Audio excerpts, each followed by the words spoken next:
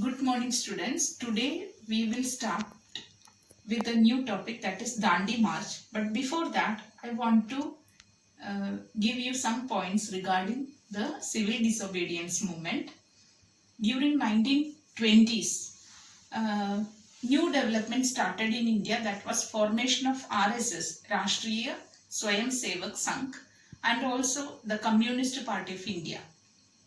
These two were the new associations or new organization which developed in India during this time. Another important thing was that in 1929, under the leadership of Pandit Jawaharlal Nehru, uh, it was declared as a 1929 Purna Swaraj wanted or complete independence. According to that, 26 January 1930, the Congress or this Pandit Jawaharlal Nehru, they wanted to declare complete independence.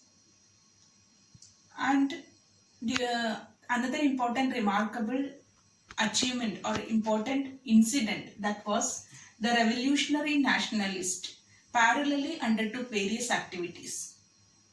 Congress freedom fighters were one side and revolutionary nationalists also had conducted various activities. In that, the remarkable names or very important leaders were Bhagat Singh, Sukhdev and Rajguru. They conducted various activities as a part of freedom struggle movement. In that, Bhagat Singh, he had thrown bomb in the police station. Singh, he threw a bomb in Central Legislative Assembly, and he explained that, or his act, he had explained that why he had thrown the bomb, that was to make the deaf to hear their demands, the demands of the people. In order to make the people or make the government to hear their demands, he had thrown the bomb. And they were executed. Rajguru, Sukhdev and Bhagat Singh, they were executed by the British. 1930, Dandi March was conducted by Gandhiji. Dandi March, it was one of the remarkable incident in the freedom struggle movement. The aim was to reduce the taxes or not to give taxes for salt. Salt is a very important or very essential thing, and taxes were charged on salt. And another thing, that the salt production was in India was completely under the monopoly of British. Even though Indian people know how to make salt, but British had never given chance for the Indians to produce the salt. It was completely produced by the British, and taxes were charged on this salt. So Gandhiji wanted to exempt these taxes, salt taxes.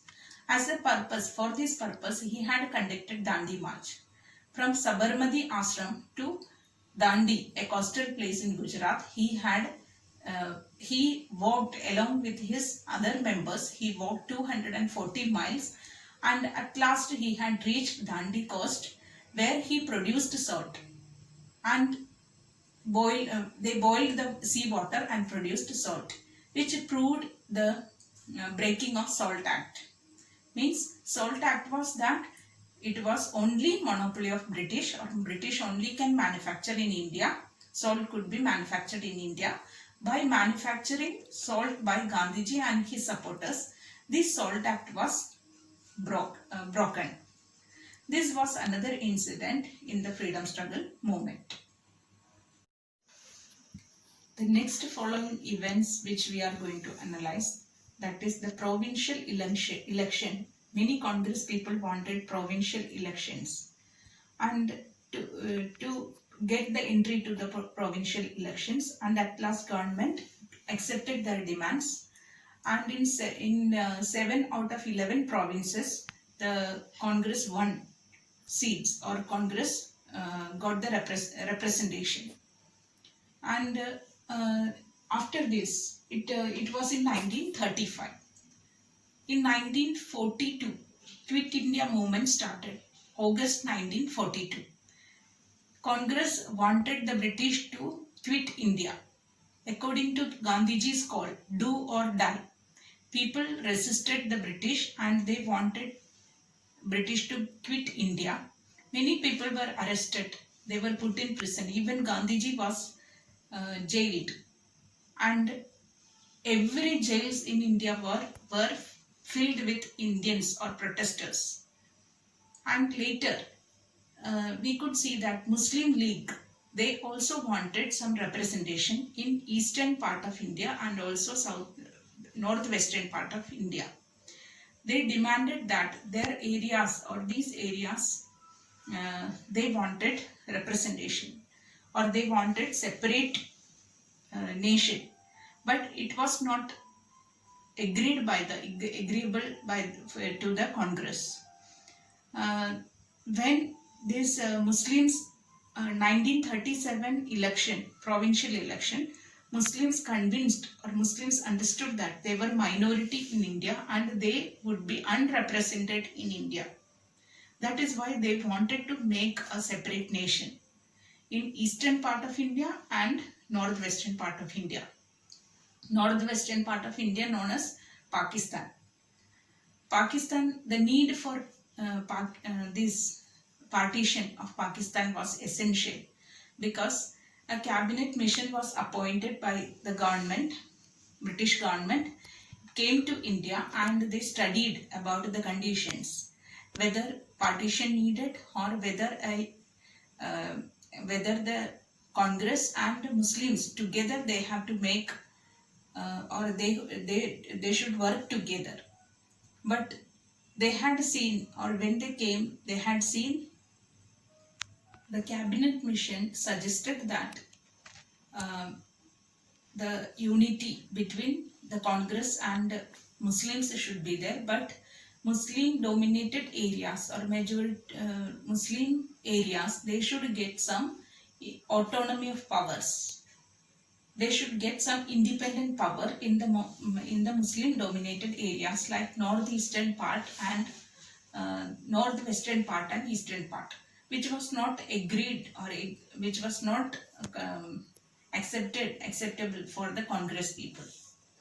And now, even though the cabinet mission suggested for the autonomous power for Muslim dominated areas or Muslim League, they should get some autonomous power, but it was not acceptable.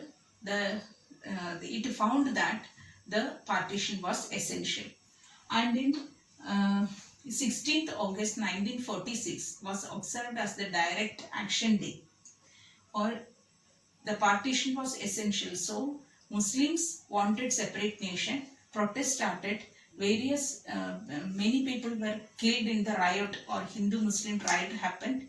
In this riot, many people were killed. And 1947, India got independence and partition was or Pakistan was partitioned.